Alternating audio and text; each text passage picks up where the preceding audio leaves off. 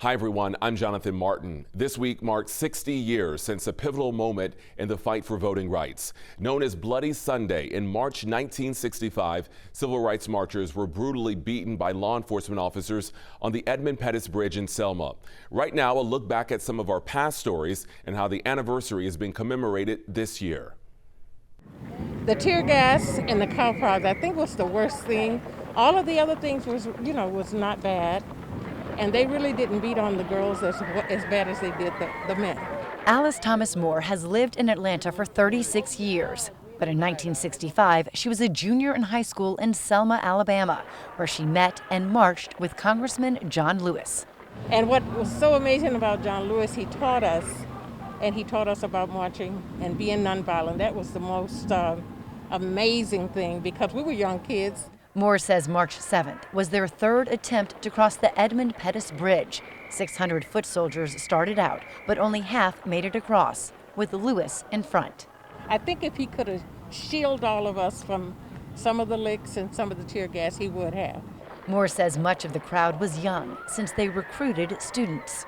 We had, the energy to do it more so than our parents, and we were really doing this for our parents to vote. And later on, we'll become registered voters. While protesting, she was arrested 3 times. Now, as a mother and grandmother, she realizes the fear her parents must have had while she was marching. Basically, just pray with us to be careful because they knew of the danger, but they didn't labor on it. She says she is in favor of the movement to rename the bridge in Selma to honor John Lewis and the sacrifices he made through the years. And for the next generation, she hopes the lessons he taught will remain part of his legacy. Well, the main lesson he taught me was determination. Don't give up. And he didn't want us to get hurt either, but he always said, something might happen. Something might happen, but he wanted you to go back and try it again. Moore says it is important to have tangible reminders like the mural here in downtown Atlanta to remind the next generation of what can be done. She says she hopes the bridge in Selma is renamed after Congressman Lewis, and if it is, she'll go back to Selma and walk across it once again. Well, I remember so well the afternoon of March 7, 1965. We left Brown Chapel Church. It was a silent walk, about 600 of us. No one saying a word. We were walking on the sidewalk. I was walking with Jose Williams from Dr. King's organization. We get to the edge of the bridge. Jose Williams said, "John, can you swim?" I said, "No." And I said, "Well, there's too much water there. We're not going to jump. We're going ahead." And we continued to walk. We came to the highest point on this bridge. Down below, we saw a sea of blue. Alabama State Troopers. That march will not continue. And at that point, were you afraid for your life, or was it just sort of something that said, keep going, this is about history? We had to keep going. I thought we were going to be arrested and that we were going to go to jail, and I was prepared to go to jail. Lewis's and the marchers' fate would be far worse than jail. The Alabama State Troopers unleashed a brutal attack. These images, broadcast around the world, awakened the nation's conscience. Let's talk about the beating. You nearly lost your life on this bridge. Why do you think God spared your life? Why do you think you were left behind and we lost so many civil rights leaders? I feel blessed that I didn't die on this bridge. I thought I was going to die. I thought I saw death. I said to myself, I'm going to die on this bridge. But do you still think, why me? Why did I get a chance to live so long and, make it to Congress in Washington, in D.C., and just make it to this whole level? Yeah, I said to myself, and I often think about it, I think about the individuals that I worked with, marched with. I often think about Dr. King and Robert Kennedy and others that are going on, and said that I have an obligation to continue to do what I can to help, because I'm here to continue to tell the story. I want going to take you somewhere you've probably never been before, to a time that doesn't exist anymore. And with us is Amelia Boynton Robinson. She was one of the courageous multitude that crossed the Edmund Pettus Bridge. Just one of the many people attacked with nightsticks and tear gas by state troopers. 11 Alive's Jerry Carnes starts the journey tonight with a woman who's about to turn 100 years old. Let's go with him. Where is it? Don't judge this living history book by her gentle cover. This is a fighter. They said don't rock the boat. But you rocked the boat. I tried my best to do everything but turn it over. On the eve of her 100th birthday, Amelia Boynton Robinson is looking back to the days of courage and bloodshed when she helped turn the South upside down. This quiet, sweet, gracious lady has been Rosa Parks times 10. Her name isn't as prominent or as celebrated as Parks or King, but Amelia Boynton Robinson helped change the course of the civil rights movement.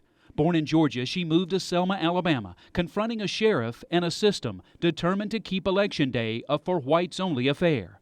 She was warned to keep quiet. She wouldn't. You better not be caught on the street. That didn't scare you? No. And you know why?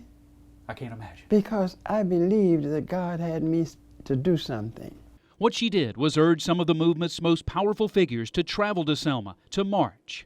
The result? Bloody Sunday. On the Edmund Pettus Bridge, demonstrators were greeted by deputies, nightsticks, and tear gas. Amelia Boynton Robinson was beaten to a bloody mess and left for dead. I was more determined than ever before that I was going to fight, and I was going to fight. And she did. That bloody confrontation on an Alabama bridge helped push through the 1965 Voting Rights Act. Decades later, her fight goes on. At the age of 99, she took part in a Get Out the Vote parade in Atlanta. Threats didn't slow her. Neither did nightsticks or tear gas. Age certainly won't. I have a whole lot of things to be done now. At the age of 100, she is part of the bridge linking America's bloody past to a hopeful future. In Tuskegee, Alabama, Jerry Carnes, 11 Alive News. A city of 20,000 people on the banks of the Alabama River, Selma is known as the butterfly capital, symbolic of its evolution during the civil rights movement and beyond. It's much like the story of Atlanta Public Schools Superintendent Dr. Maria Carstarphin, who was born in Selma 5 years after Bloody Sunday.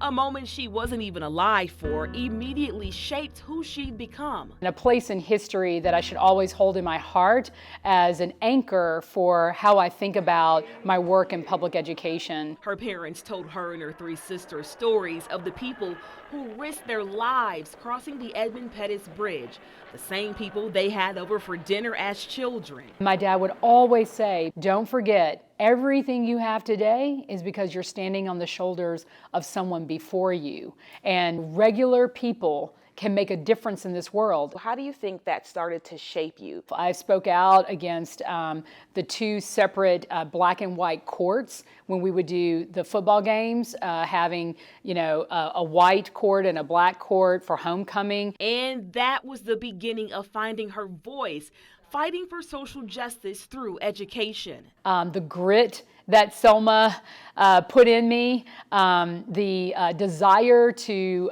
want to use education to break cycles, the cycle of poverty, the cycle of violence, the cycle of illiteracy, but to use education as a real lever and game changer for what can happen in society. Dr. Carstarphin says being from a city with a dark history made her connect to Atlanta Public Schools, following one of the largest cheating scandals in the country. But it was really growing up there that I feel like prepared me to do the work for the kids of Atlanta and the families who deserve a fighting chance. Dr. Carstarphin says Selma will always be a shining light guiding her. The dream is alive. The fight isn't over. The work isn't done.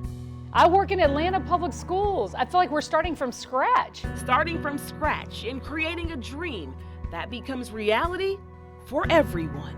During any year, any generation, someone is being treated unfairly and unjustly, and that we have an obligation to fight for them even if we aren't of that group.